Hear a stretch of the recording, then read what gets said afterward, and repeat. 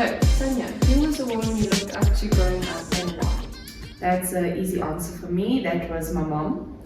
And it's obvious for me, not for everybody else, but my mom, there's a reason she's my business partner. It's because growing up, my mom's the one who taught me, you see, yeah, it starts. My mom was the one who taught me you don't give up, you reach for your dreams, and you, no matter what gets thrown at you, no matter what, you will overcome it.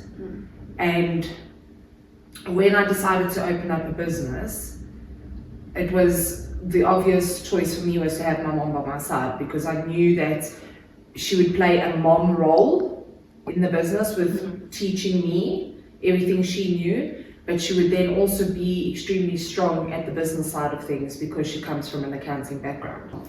Like, she drilled it into us that you can do it if you set your mind to it, if you work hard, as long as you do your best. I remember her, as long as you do your best, you can achieve anything. I think I was interviewed by the high school principal, and he said, which woman or who was your role model growing up? And I'd said you. Because if you know my mom's background and her life, she went through a hell of a lot. Yes. At a young age, but that didn't stop her from achieving. I mean, she came to this country not knowing how to speak a word of English at the age of 14, and had to become the head of the house because her parents couldn't speak English, and she was at school and she had to start looking after her brother and sister, and she had to learn English and. If that's not something to look up to, then I don't know what is. So that was a long and short answer, my mother. Thank you. Paula, I'd like to ask you the same question. Who was a woman you looked up to growing up and why? I had more than one in my life for different reasons. My mom was very strong-willed and quite often stubborn. I wonder where you get that I know. But gave her the oomph to face all the problems that she faced. I mean, we all have problems. Everybody's got challenges in life.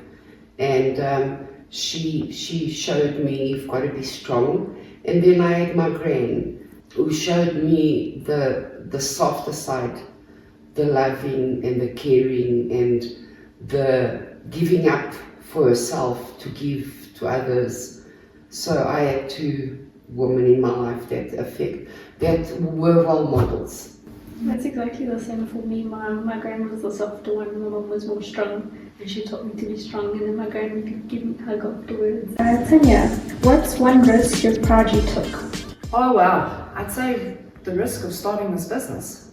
And when I say this business, for those who don't know, we actually had a business before Calypso, and again, my mom and I as partners, and it was a huge risk because I literally asked my mother to close the business she had, because she had a very successful accounting business, and I came home one day and I decided I'm going to start an event company. Although the risk wasn't on me, because I still lived at home, and you know, when you live at home things are easier. My mom's the one who took the risk, but together we took a risk in starting the business. Thank God it was successful for 10 years, but initially taking that risk, and that's with any business, when you're opening up a business, there's a huge risk. You're putting a lot at stake. What I mean by that, the potential of not earning a salary for a very, very long time. And that all could have been for nothing. We could have gone under because it's a risk. But again, taking that risk into a new industry that we had never been in, and making it work, you know, and I feel like Calypso is a growing business, and it's grown pretty quickly in the time that it's been open. So yeah, I think that's one of the biggest risks. Paula, how did you feel when Sonia came to you with her business idea, having to leave the background and everything you knew? Look, to be quite honest, with both my kids, when they come to me with ideas, I'm always open to listen to everything. And I know in life we all take risks one way or the other, and you've got to think, you've got to try, you've got to go for it. and both my children are young. It's okay if you fail, because then you get up and you start again. One of my great achievements, that I consider my great achievements, is my children. It doesn't mean that that is the right thing for every other woman. Women have got any woman has got different needs and wants and dreams. Mine was my children, and I will be there to support them with anything that they need. I listen to the pros and cons, and it's always worth a try, because it's better to have tried than to land up saying, what if? Consider it school fees. You've learned something from it, and if it didn't work out, you move on and you try something else. But never limit yourself. I remember her telling us when we were teenagers that she wishes one day she'd be able to work with us. Now, obviously, when you're a teenager, you're like, what? We're not going to work with you. What does that mean? You know, like her. And she was adamant. She was like, well, one day I want to work with you, because then I know when you guys leave the house, I'll still see you every day. That's exactly what ended up happening, not just with me, with my brother too. So it's a dream come true for her. So I think the moment I said, I want to start a business with you, she was like, okay. Tanya, how is it working with your mother? Sure, we'll fight, but we're fighting as business partners. And I think that's one thing I can say about my mom, is that from the beginning, even though I was 23 when we started the first company, I was very young, and she said it out loud. In business, you're my business partner, not my daughter. So we equally respect one another as business partners. So that, like, you know, just because she's my mother, she doesn't go do a decision without me. And I think you guys have seen that in the office. Just because she's my mother doesn't mean I go make a decision without her. It was like, oh, well, it's my mom. No, we are business partners. And having that mutual respect from day one was really important, and that actually stopped the whole people's perception of, you know, aren't you killing each other because you work together? No, because there's this understanding. Outside of work, she's my mother. Yes. And I think a lot of people don't know how to split the two. It's so a it is fine difficult. line. It is difficult, because don't think that it was rainbows and butterflies straight away in the beginning. What challenges did you face when starting the business? So when I started, I was 23. So you must understand, I'm going into a corporate meeting and not one person in that boardroom is taking me seriously. They're literally laughing at me. You can, here's my witness. And I would have to, and then number one, I'm a female as well. So you're a female and you're 23 years old, what do you think you know? And this sort of carried on until my 30s, where I wasn't taken seriously.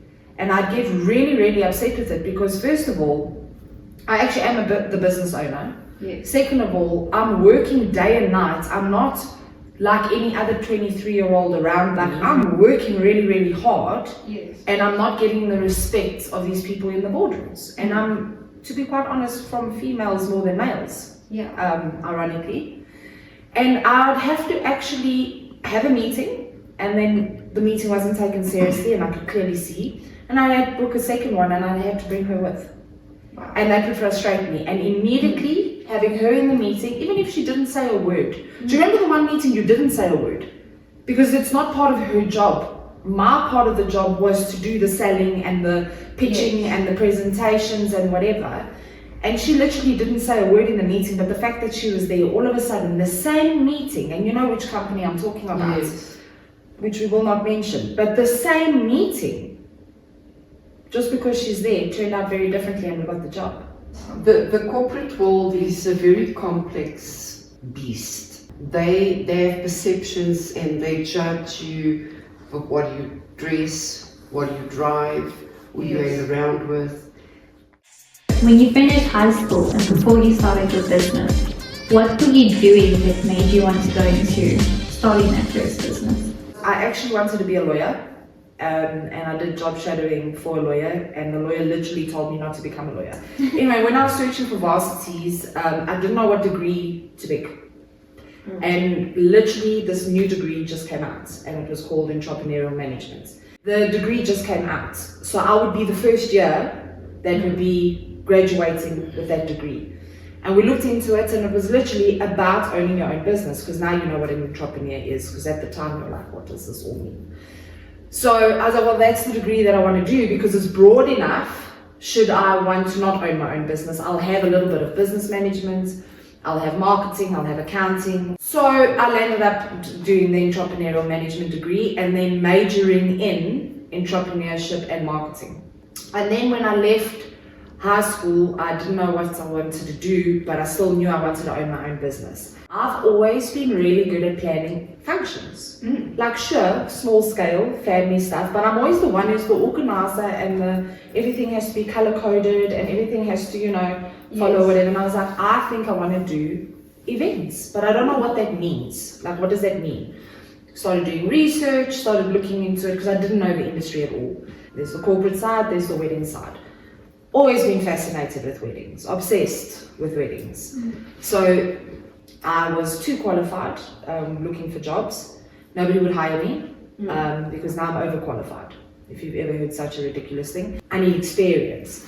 Eventually I found who's my one and only boss ever, who gave me a chance. I guess she liked me, we clicked.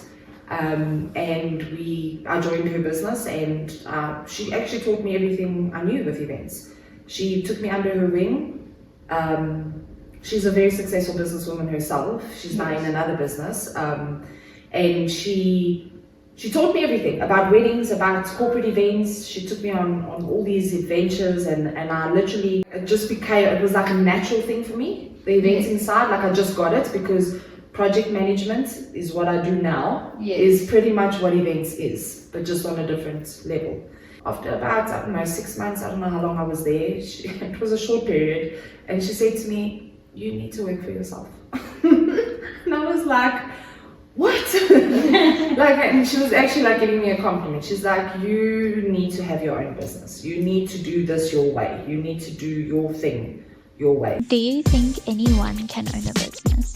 Not everybody must in their life own a business. We've all got different dreams. Imagine if we had the same.